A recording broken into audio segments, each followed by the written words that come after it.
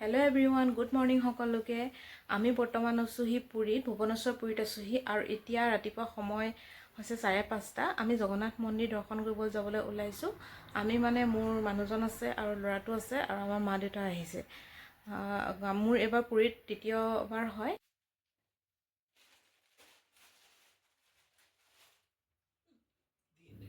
আমি পাণ্ডা ঠিক কৰি থৈছিলোঁ বাৰু, গতিকে আমাক পাণ্ডাই সময় 6টা বজাত পোৱাকৈ মন্দিৰলৈ মাতিছিলে। আমি ওলাই আহিলোঁ এতিয়া হোটেলৰ পৰা আৰু 6টা বজাই নাই বাৰু, অলপ অলপ পোহৰ হৈছে আৰু আগৰ পৰা যথেষ্ট মানুহৰ ভিৰ হ'লেই এতিয়াৰ পৰাই। আমি গৈ আছোঁ আৰু আমি অটো এখন লৈ ল'লোঁ বাৰু। অটোখন মন্দিৰৰ ওচৰলৈকে একেবাৰে যাব নিদিয়ে, প্ৰায় 300 মিটাৰমান আঁতৰতে আমাক নমাই দিব। তাৰ পৰা খোজকাঢ়ি পেলাই মন্দিৰলৈ যাব লাগিব। ব'লক তেতিয়াহ'লে আপোনালোকো আমাৰ লগত জগন্নাথ মন্দিৰ দৰ্শন কৰিব। আমি আহি মন্দিৰ পালোহি। মন্দিৰত আহি জোতা চেণ্ডেল আৰু মোবাইলখিনি আমি জমা দিব লাগিব। তাৰ সন্মুখতে কাউণ্টাৰ আছে, free shoe counter, mobile counter, তাত জমা দিব লাগিব। আমি আমাৰ পাণ্ডাৰ কাৰণে ৰৈ আছিলোঁ আৰু বাকী বস্তুখিনি আমি বাৰু জমা দিমগৈ। মন্দিৰত মোবাইল কেমেৰা এইবিলাক এলাও নাই, গতিকে আমি বিশেষ ভিডিঅ' নকৰিলোঁ আৰু আকৌ আমি মন্দিৰত দৰ্শন কৰি আহি, দৰ্শনো আমাৰ ভালদৰে হ'ল বাৰু ভবা ধৰণেই। বাকী মন্দিৰত যিটো ভোগ দিব সেয়া আমাক পাণ্ডাই গধূলি দি থৈ যাবহি খাবৰ কাৰণে। আৰু মন্দিৰৰ পৰা আমি শুকান প্ৰসাদো লৈছোঁ। মন্দিৰৰ পৰা আমি প্ৰায় 7:30, 8টা বজাত আহি হোটেল পালোঁহি। হোটেল পাই আহি অলপ জিৰালোঁ আৰু দিনটো বিশেষ একো নকৰিলোঁ বাৰু।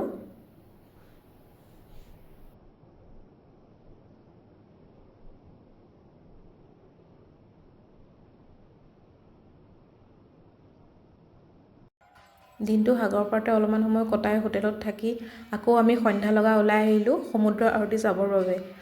মই জনাত সাগৰৰ আৰতি পুৰীতে হয় বুলি জানো, আৰু এই আৰতি পুৰীৰ বিচৰ যিখন স্বৰ্গদ্বাৰ শ্মশান আছে তাৰ ঠিক অপজিটতেই হয়। প্ৰায় সন্ধিয়া 6 বজাৰ পৰা হয় আৰু তাত গোটেই মানুহৰ ভিৰ তেতিয়া লাগে। গতিকে এই মানুহসকলে সমুদ্ৰ আৰতি চাবৰ বাবে আহিছে আৰু এওঁলোকে সমুদ্ৰ আৰতি কৰিব এতিয়া। আৰু আমাৰ লগতে আপোনালোকেও সমুদ্ৰ আৰতি চাওক আৰু ভিডিঅ'টো শেষলৈকে চাব বুলি আশা কৰিলোঁ।